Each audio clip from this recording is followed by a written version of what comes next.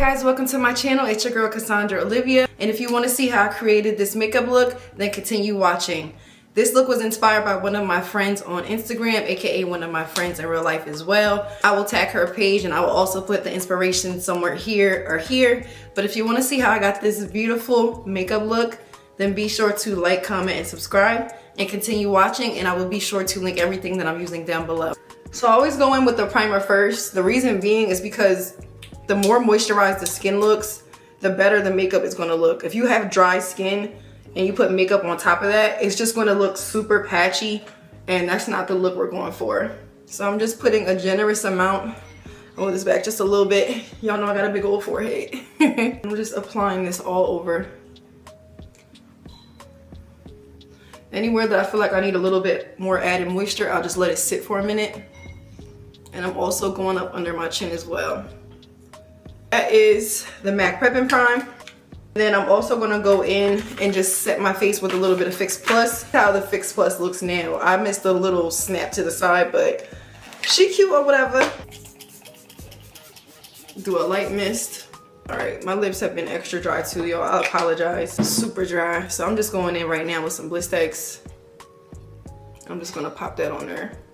I'm gonna do the eyes first, then my brows, then my skin, because if I were to do my foundation first, what's gonna happen is I'm gonna have a lot of fallout from the eyeshadow on my foundation. I'm gonna have to wipe that off or apply more makeup on top just to blend it, and I don't wanna have a whole bunch of fallout and mixed colors. So I want a really crispy line, crispy brow and foundation and makeup look without having to worry about a whole bunch of fallout down here. I'm gonna go in with the Louise Rumor 2 base, and I'm just gonna apply this all over my lid.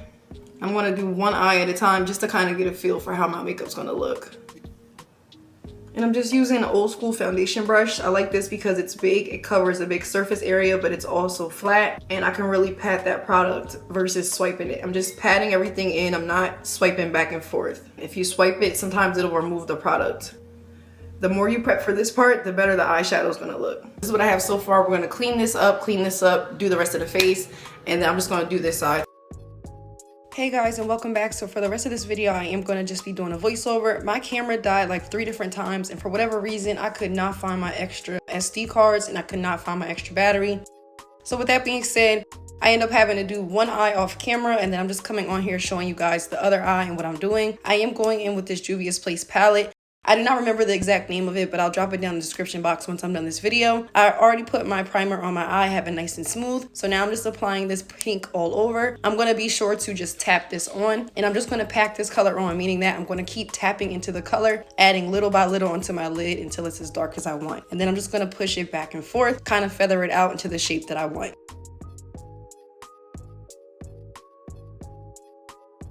Once I'm done that, I am going in with a fluffy brush that has no product on it, and I'm just using that to diffuse out just the edges of the color. And now I'm just going in with a wipe and just removing some of that makeup off my lid, because on this side I do want to go in and do a cut crease, and I am going to go back in with that same exact P. Louise base, and I'm going to start to carve out the shape of my crease. The reason why I'm removing the excess color is because I do not want my makeup eyeshadow to look blurry by having too many colors underneath. So this just creates a blank canvas, so that way those colors can shine through.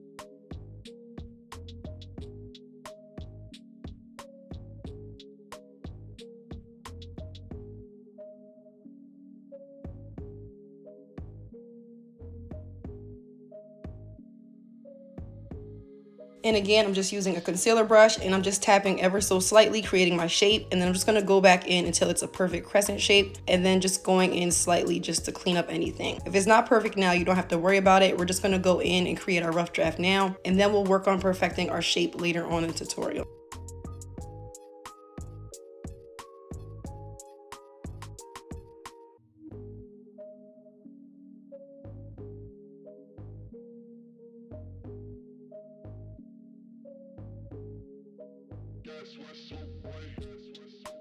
So now I'm going in with another Juvia's Place palette, and I'm just going in with the shimmery pink shade, and I'm just applying this all over my lid where I put that P. Louise base. Once I'm done this, I'm going to go back in with that first shade that I used for my crease, and I'm just applying this directly over that light pink champagne shade. This is just going to help to create my crease shape, and this is also an easier way than going in and keep removing the color and adding it back on. So I just opted to do this, and I'm just taking my time again, packing everything in and then blending everything out like a gradient.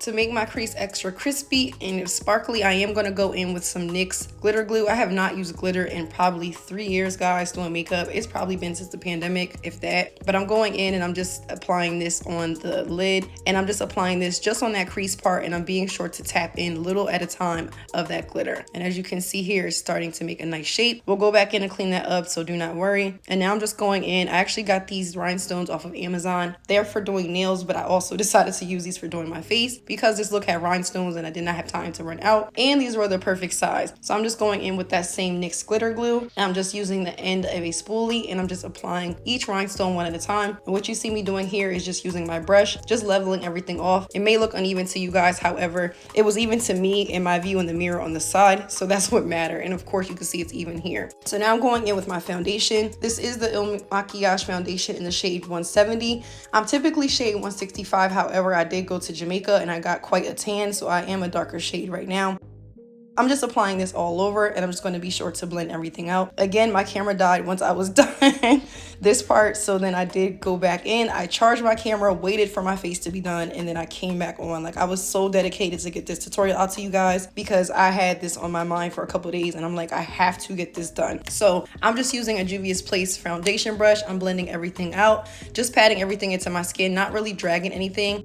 And I'm just using this to cover up, obviously, my hyperpigmentation, but also to give a natural skin finish. So this is what I like to call my brow rough draft. I'm going in now and just tracing my brows naturally how they are in the shape. And then I am going to go back in towards the end and just go back in and really clean up those brows. However, this is just the first draft. So think of this as like the rough draft for the shape of your brow, just so that way you know where to put your foundation and your concealer, powder, so on and so forth. And then once I'm done doing my full face of powder and foundation and concealer, I will go back in towards the end and clean up my brows.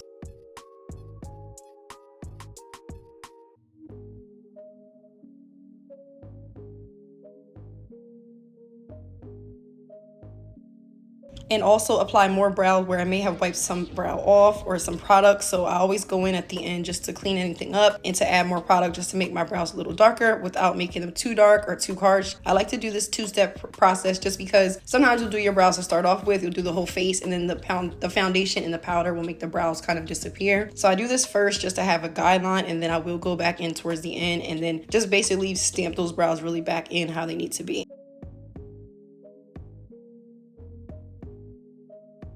And this brow pencil that I'm using is by ColourPop, by the way. And then I'm just going in now with my Fenty Concealer, and I'm just putting this right under my brow to start creating that nice shape that I have, and also giving the illusion that I have a really nice arch. My brows are not done, but concealer, you guys, can work magic, okay? So I'm literally just going in here, tapping this side to side and creating an illusion that I have a nice arch.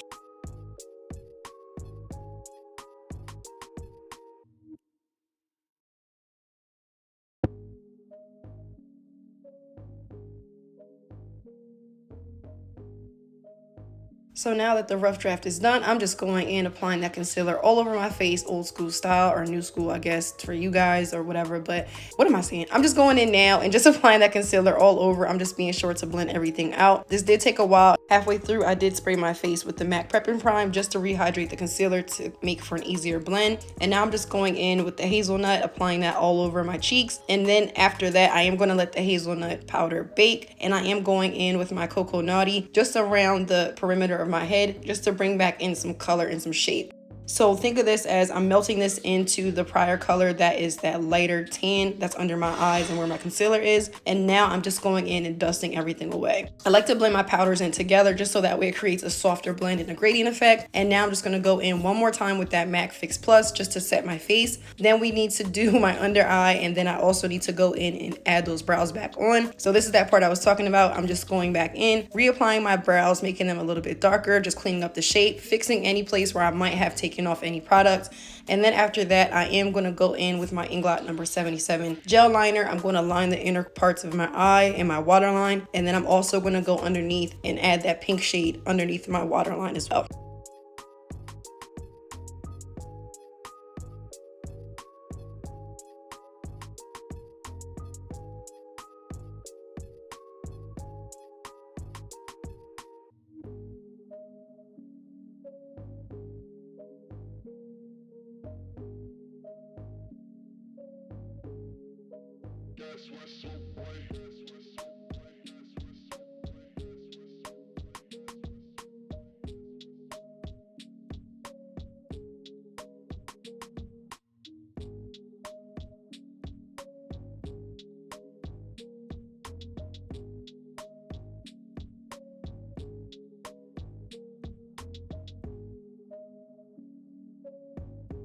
This look was super fun to create. In total, it took me about an hour and 20 minutes to create. It just took me a little bit longer because obviously my camera kept dying and I couldn't find my spare battery like I mentioned prior. So I had to keep stopping and then waiting for it to charge and then going back in.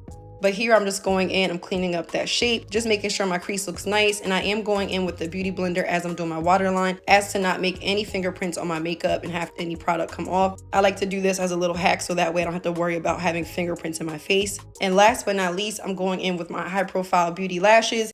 This is from my friend who is Blossom, who is also here on YouTube in the YouTube community. I'll be sure to tag her website down below, but I got these lashes from her a couple years back. I ordered like a whole bunch of lashes on her website. So I like to use these lashes whenever I do a dramatic look, and I thought this was perfect for the occasion. And the last thing that makes this makeup look come together is of course the bows. So you see me here struggling. I put the first one on and I did not press it long enough. So I'm just going in with that same glue that I use for my lashes. I'm applying that to my skin directly, and then I'm just gonna press these bows onto my skin for about 30 seconds. Once this is done, I'm just gonna do my lip. I started to show you guys what I was using. It was the Beauty Bakerie. It was one of their nudes. I'll link it down below because I don't have it in front of me. However, my camera did die again when I was doing my lip, and at this point I decided, you know what, this is not even really a lip tutorial. This is really just an eye tutorial. So thank you guys so much for watching. Be sure to drop a comment down below and subscribe, and I will see you in the next video. Bye.